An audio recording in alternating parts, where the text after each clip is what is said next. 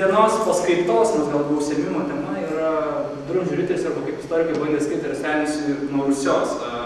Ta turbūt intriga Raseinių Rusija, jinai palikome kaip atgal ir faktiškai mes paskutinėse tik skaidrėse arba ką aš pristatinėsiu, mes kalbėsim visgi, kodėl tiems istorikams reikia ginčytis, kuo skiriasi Raseiniai nuo Rusios ir kokias tai gali turėti didžiulės pasekmes interpretuojant riterystę Europos kontekste. Tikiuosi, doktorantai labai ten nesiverš pas mus, nes užsiemasi turi seminarą. Taip, tai pirmas labai paprastas klausimas. Jūsų nebėtų klausti, kas yra riteris? Ką jūs žinote apie riterį arba koks jums kyla vaizdinys, kai paklausia žodis riteris? Kas jums jis yra?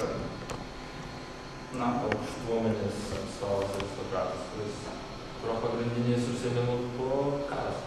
Tai čia suplakam dvi funkcijas, viena yra tarsi karinė, tiesiog, kad tai yra tam tikras karinis sluoksnis, karinis elitas arba karinė grupė. Antra kategorija yra socialinė grupė, aristokratija. Iš tiesų, tai yra du atskiri blokai, tai skirtingos interpretacijos, klausimas, kuris yra svarbesnis, arba jeigu žiūrint istoriškai, karinė dimensija su laiku menko ir liko labiau aristokratija. Ir kad riterystė buvo tapatinama su aristokratija, bet ne su kažkokiais kariniais dalykais, nes riteriai kaip kariai tapo nebereikalingi. Jau 16 amžiuje, kalbam toliau, lieka tik tam tikras riterystės determiniškumo etalonas, elgesys, vertybės, tapatinamas su aristokratija, bet realiai riteriai jau nebėra suprantami kaip kažkoksai specifinis karinis blokas.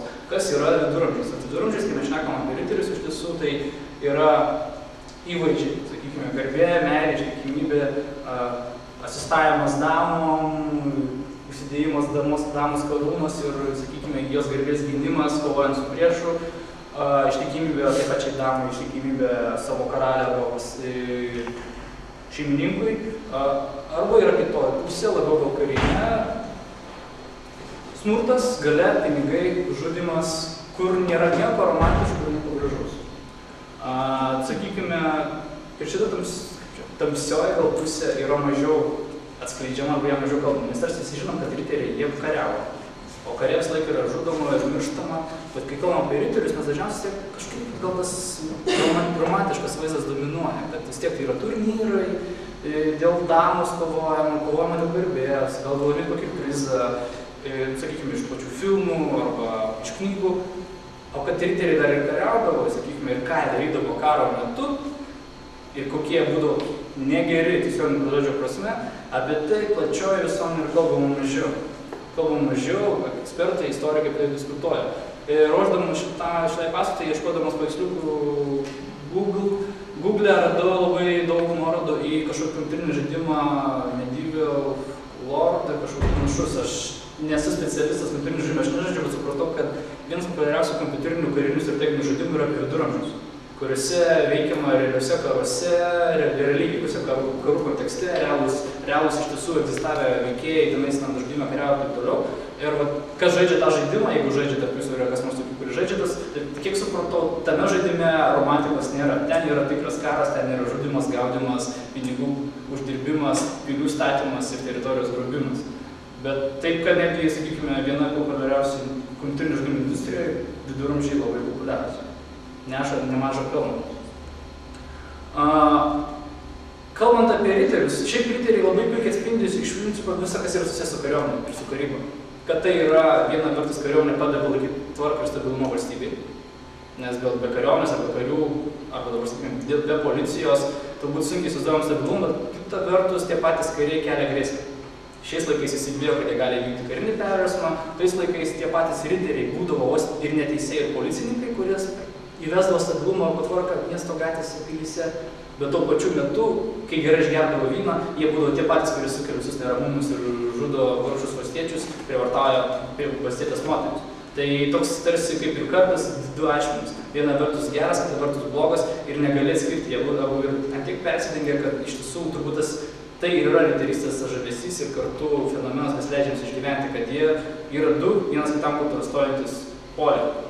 Kitas dalykas, kas yra turbūt svarbu, kalbant apie riterius, tai yra, kaip mes suprantam viduramžius. Ar mes suprantam viduramžius kaip čia važmogių ar kitokių žmonių, kaip čia žmonės, kurie tikėjo tokiom būtybėm, kurie manė, kad Lietuvos teritorija, Rusija arba tolin, kur dabar yra Irakas, Iranas, gyvena panašaus pobūdžio žmonės ir kitokios būtybės, kurie labai bijojo, sakykime, buvo labai religingi. koks yra mūsų pačių viduramžių samprata kokia, kiek jinai yra tokia juoda balta, kad tai buvo tamsus laikai, neraštingumas, neįsilavinimo, nebuvo civilizacijos, kad jinai tik ateina, sakykime, su 18 amžiaus švietimo epocha ir panašiai. Vėlgi klausimas jums, kas jums yra viduramžiai?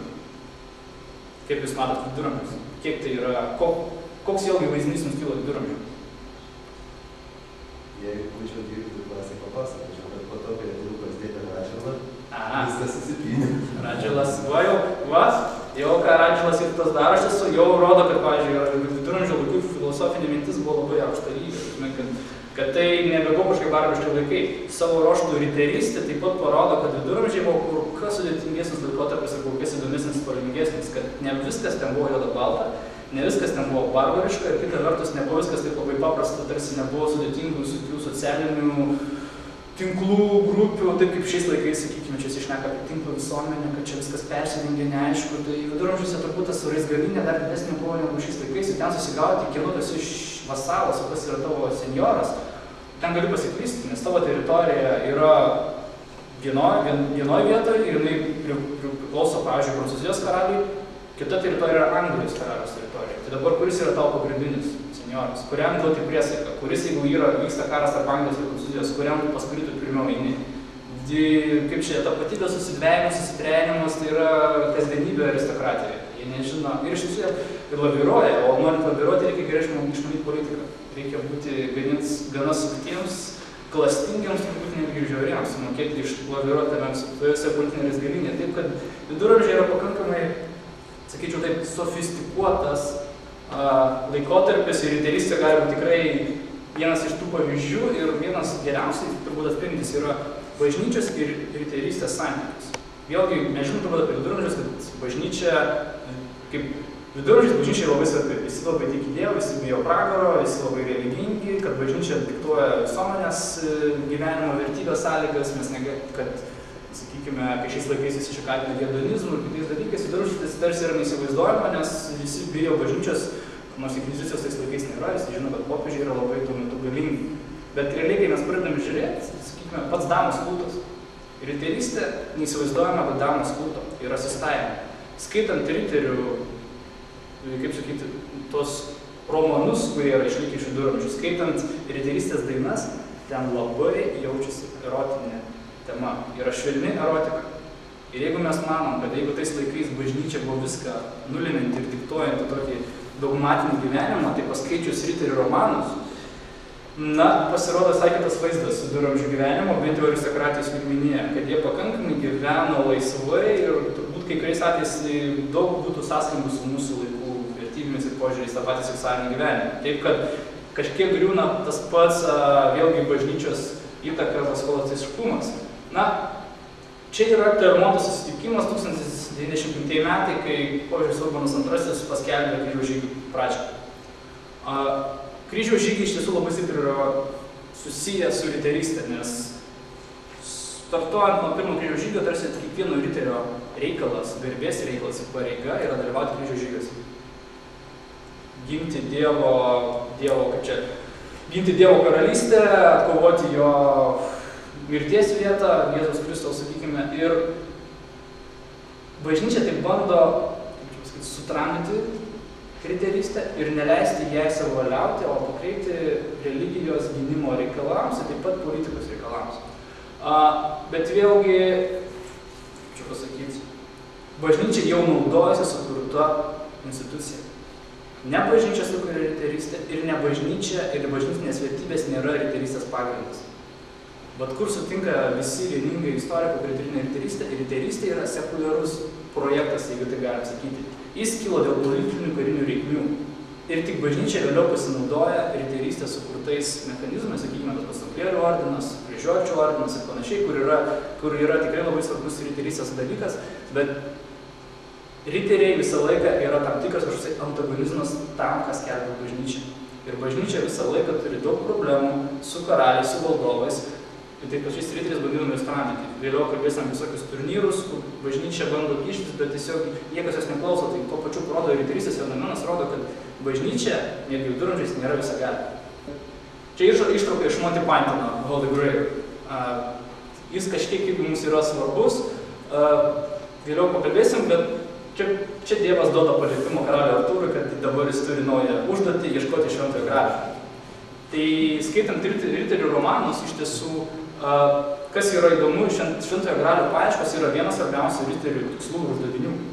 Kiekvienas ilgai save gerbiantis riteris jis ieško Šventojo Gralio, nes tarsi tai yra įtraukta visą riterišką mitologiją, bet vėlgi tai yra bet kam duodama paliepinimas karaliui Artūrui, kuris turi kardą Eskaliburą, kuris turi burtininką Merliną.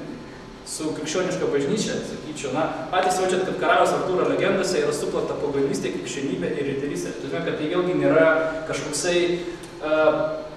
tai, ką rodo, kad riterystė iš tiesų nėra pavaldi bažnyčia kaip tokia. Ir bažnyčia, tai reiškia, kad bažnyčia negali kontroliuoti vieno svarbiausio karinės institucijos viduramžiais, kuri leidžia karaliams kariauti savo karus, grobti teritorijas. Ir kad ką bedarytų bažnyčia, tiesiog riterystė jinai yra tarsi atskirai, tai yra atskiras pasaulis, atskira politinė institucija. Paskui vėliau tampa socialinė klase, nes taip plėtojasi palengvoja, kad aristokratija pradeda tapatinti save su riteriais. Nes iš pradžių riteriai yra tik elitiniai kariai. Tai yra, kai vėliau aristokratija, tai yra princai, tai yra magnatai. Bet vėliau riteriais tampa ir paprasti mūsų, sakykime, Žemaitijos bajorai, kaip buvo vėliau. Netgi ir tokio lygmens smulkus kilmingieji Prancūzijoje pradeda tapatinti su riteriais. Ir tai reiškia, kad net didžiulis magnatas ir princas ir visiškai beturtis, bet taip pat kilmingas koks nors Prancūzijos, nežinau, viskontas ar kažkas tokio, jie visi yra riteriai, jie visi yra aristokratija, jie visi susivienyja tas riterystės supratimas ir tuo pačiu jie dėl to nepasiduoda visiškai bažnyčios diktatui. Taip, kad tą irgi reikia turėti omeny, kad tai irgi parodo, kaip iš tiesų vėlgi viduramžiai yra sudėtingesnis laikotarpis, negu mes bandom gal įsivaizduoti. Įdomus ginčas dėl balnakilpės. Kaip manat, tiesiog balnakilpė, dėl jos istorikai ginčiasi paskutinius 50 metų.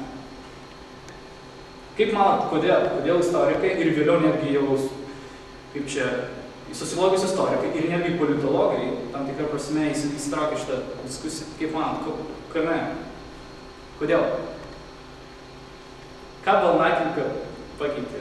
Vieni sako, dėl balnakilpės mes turim tokias valstybės. Galėjo su sunkiais šarais užlipti? Ne tiek, kad užlipti, bet tiesiog kaip riteriai kariauja. Jeigu tam romantiškam vaizdinį, ką riteriai daro? Kaip jie vienas prieš kitą kaunas? Ant arklio su ietimi. Tai jeigu tu trenki su ietimi, atatranka tave gali išvežti iš balno. Balnakilpė tau leidžia įsilaikyti balne. Balnakilpė tau leidžia tiesiog save laviruoti ant balno. Tu gali gal pakrypti ant labiau dešinio šono arba ant kairio, bet tiesiog įkišta koja pėda į balno kilpą, jinai tave išlaiko. Ir ką sako, toks yra istorikas Vaitas, 56 metais įkūrė teoriją, kad dėka balnakilpės, kuri yra nukopijuota beje iš Azijos, iš stepių, Sibiro dabartinių, taip suteikia progą, šansą sukuria atsirasti riteriams, feodalams ir feodalizmui, kad dėl šito daikto atsirado feodalizmas. Priežastingumo grandinė. Vėliau kiti istorikai bandė neigti, kad čia per didelis technologinis determinizmas, kad čia, sakykime, dėl vieno daikto atsirado visas viduramžių pasaulis, o paskui po viduramžių eina renesansas ir mūsų laikai, kad tarsi tai viso pasaulio pradžia iš tos balnakilpės. Tai dabar, kad tai yra feodalizmo pradžia, turbūt yra jau paneigta ir sukritikuota, bet kad tai leido sustiprėti riteriams kaip kariniam sluoksniui, kaip kariniam elitui, tai yra faktas. Jie galėjo efektyviau naudoti tą šoko arba smūgio galę susidūrimų metu. Tiesiog, kai tu trenki, tu žinai, kad tu neišteksi iš balno pats, nes yra kas tave prilaiko tame balne. Taip, kad ir balnakilpė yra, kaip čia, integruojama į vakarų Europą prieš pat Karolio Didžiojo laikus. Tai irgi vienas tą pripažiūrė, dėl Karolis Didysis sukūrė savo imperiją. Nes jis turėjo tiesiog geresnius karius, kurie galėjo, jo riteriai buvo tiesiog nenugalima jėga, kur galėjo šluoti visas kitas gentis to pačiu ir arabus.